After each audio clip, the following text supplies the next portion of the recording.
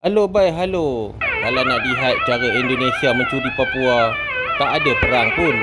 Kalau nak ikutkan Belanda pada masa itu telah menyerahkan wilayah-wilayahnya termasuklah Papua kepada PBB. Pada masa yang sama, Soekarno pada masa itu yang mendapat biaya perang daripada Rusia telah melancarkan Trikora ataupun menyerang aset-aset milik Belanda di Papua Barat.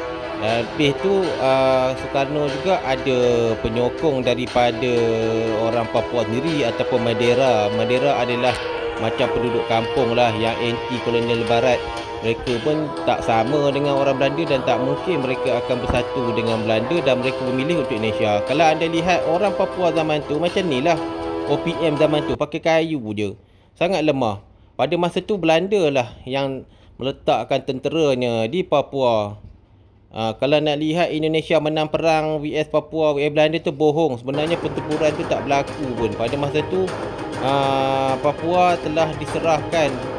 Dan pada masa tu juga Australia telah merancang untuk bersama Belanda memerdekakan Papua. Dan akhirnya Papua Nugini merdeka. Papua Barat telah bersetuju ataupun telah dipimpin oleh Madera, pasukan yang pro Indonesia. Dan akhirnya pada tahun 1961-62 Indonesia telah berjaya lah menipu dunia dan mereka telah mendapat negara Papua. Dan walaupun tentera mereka kalah pada masa itu dengan Belanda, inilah tentera Indonesia yang ditangkap. Tahanan-tahanan ini telah dibawa ke Papua. Nak kata Indonesia ni menang perang, tak ada perang-perang. Indonesia ni hanya satu bangsa menipu dan mencuri ya. Indonesia telah menghantar pasukan-pasukan kecil untuk serang aset-aset Belanda. Belanda pada masa tu pun tak ingin perang. Dia pun tengoklah, dia hanya nak bantu orang Papua merdeka. Malangnya OPM yang dipimpin oleh Belanda telah dihapuskan oleh Soekarno dan Nasional Indonesia. Nak kata Indonesia menang perang pun tak ada. Lagi satu, Amerika tak nak sokong perang ni sebab Amerika pada masa tu dan British telah dijanjikan oleh Soekarno telaga minyak dan emas di Belanda ataupun di Papua oleh Suharto dan Soekarno. Perundingan ini telah menyebabkan bangsa barat takkan nak lepas peluang telaga emas di Papua. Jadi Belanda, daripada Belanda ambil, lebih Amerika ambil. Walaupun Belanda dari segi teknikalnya boleh menang perang pada masa ni dengan kekuatan yang ada, tapi Indonesia telah berjaya mengepung dan mereka telah menghantar perisik dan meminta Belanda kalau perang ini berlaku, nanti mereka tak dapatlah nak ambil minyak dan emas di Papua. Pada masa tu Rusia dan China juga mau mengambil emas di Papua. Soekarno ni dia berjanji dengan negara-negara barat, siapa tolong dia, dia bagi telaga emas. Daripada emas jatuh ke tangan Belanda, duit jatuh ke tangan Amerika, London. Dan akhirnya Endon bernasib baik. Papua ditadbir oleh PBB dan akhirnya telah bersama dengan Indonesia. Dari segi sainsnya, Indonesia hanya dapat rakyat, hasil bumi semua Belanda dengan Amerika. Amerika juga tak minatlah nak perang dengan Indonesia pada masa ni sebab mereka pada masa ni telah cari emas hitam ataupun telaga minyak. Walaupun ada cadangan daripada Australia untuk kemerdekaan Papua Barat, tapi ianya telah akur dengan Madera yang menyokong untuk menyertai Indonesia. OPM juga pada masa ni rugi ya. Mereka telah ditipu oleh kerajaan Indonesia dan akhirnya kerajaan Indonesia menghapuskan OPM. Irian Barat pada masa ni telah menjadikan perebutan kuasa di antara kuasa besar Rusia dengan Amerika. Dari segi rakyat yang mati 20,000 orang. Nak kata tentera Indonesia menang perang, tak ada. Tentera laut atau tentera udara Belanda lagi kuat.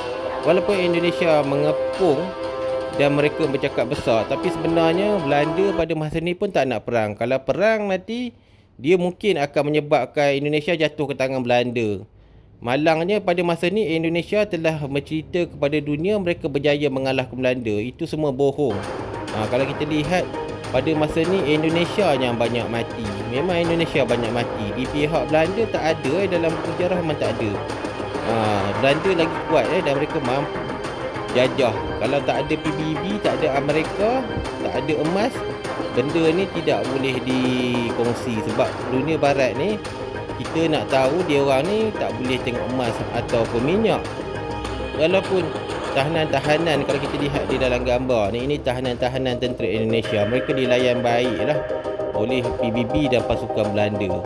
PBB telah mengiktiraf Papua merdeka pada masa itu, dan mereka bersetuju konflik ini ditamatkan sebab Amerika tak mahu perang. Amerika dah nampak dekat Papua tu ada emas, dan Sukarno pun janji akan bagi hasil bumi semua kepada Amerika ataupun Kennedy.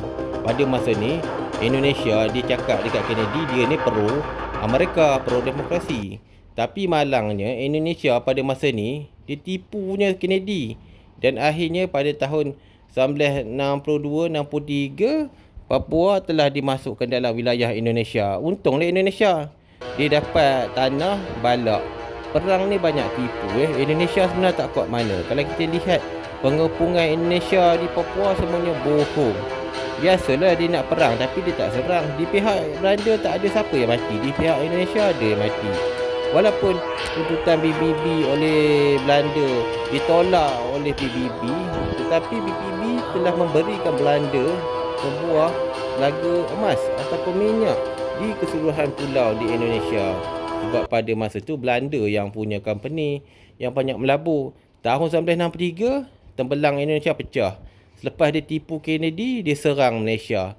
Tapi pada masa ni pun Belanda pun ada, memang kita nak jajah dari Indonesia ni, tapi dilarang oleh Amerika sebab pada masa tu Sukarno telah mengkorbankan laga emas dan minyaknya kepada Amerika, Exxon Mobil.